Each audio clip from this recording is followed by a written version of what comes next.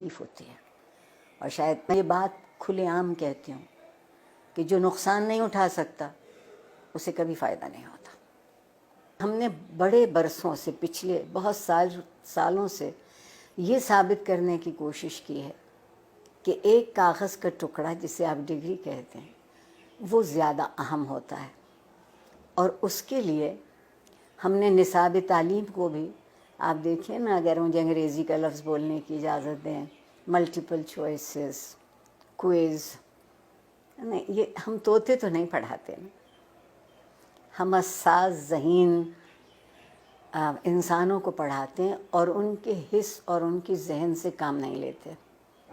اس کی بنیادی وجہ یہ ہے کہ جب میری نسل جو تقریباً قبل از مسیح سے ہے وہ پڑھتی تھی تو تعلیم کے ساتھ ایک بڑا ضروری لفظ جڑا ہوا تھا، وہ تربیت تھا. اب ہم نے تعلیم کے ساتھ تربیت کو شامل نہیں کیا ہے. کہیں آپ یہ دو لفظ لکھا نہیں دیکھتے. پھر ایک اور کمال کیا ہمارے ہاں جنرل ضیاء الحق صاحب نے، جنہیں میں اپنا محبوب بھی کہتی ہوں، کہ انہوں نے ہم سے مکالمہ چھین لیا. سوال کرنے کی اجازت نہیں رہی. تو جو معاشرہ سوال کرنا بھول جاتا ہے وہ جواب کیسے ڈھونڈے گا؟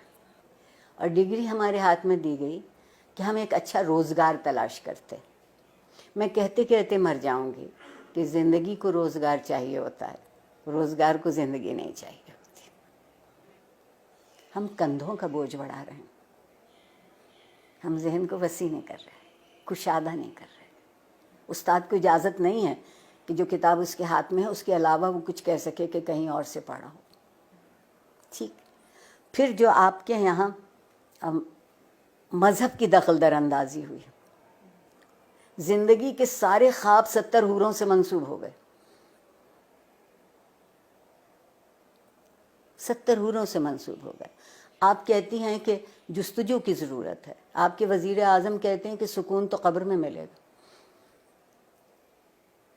تو جو اس سکون کی تلاش میں، وہ جستجو کیوں کرے گا؟ بیٹھے بیٹھے انتظار کرے گا.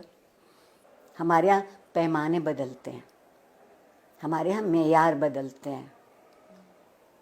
اور جس معاشرے میں انصاف نہیں ہوتا وقت کی مصلحت ہوتی ہے. اور جس معاشرے میں ہر کوئی ریاست کا شہری نہیں ہوتا اور اس کے حق برابر نہیں ہوتے کیونکہ اس کا رنگ یا اس کی نسل یا اس کا عقیدہ یا اس کی زبان ہم سے الگ ہے، تو آپ بتائیے وہاں لوگ ڈھنگ کی زندگی کیسے گزاریں گے؟ اور سوشل میڈیا اگر آپ مجھ سے پوچھیں تو بندر کے ہاتھ ادرک آئی ہے.